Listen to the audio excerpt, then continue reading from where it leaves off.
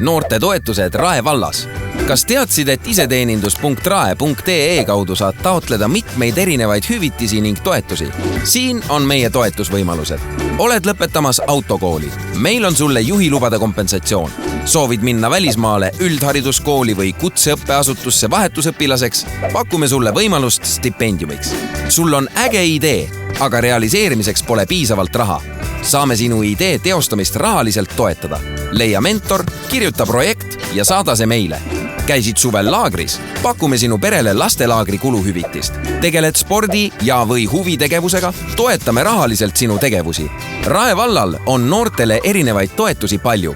Võimalusi on nii neile, kes õpivad, kui ka neile, kes on kooli juba lõpetanud. Kuidas taotlust esitada? Tutvu toetuse saamise tingimustega, seejärel sisene iseteenindusse ID-kaardi, Smart-ID või mobiili-ID-ga, otsi üles õige taotlus, täida see ära, lisa juurde vajalikud dokumendid, digiallkirjasta ning saada see läbi iseteenindussüsteemi Rae vallavalitsusele. Kui oled alaealine, taotle vanema kaasabil. Meie teeme omalt poolt vajalikud toimingud ning kui kõik nõuded toetuse saamiseks on täidetud, laekub rahaline toetus sinu või sinu pereliikme kontole. Uuri toetusvõimalusi iseteenindus.rae.ee.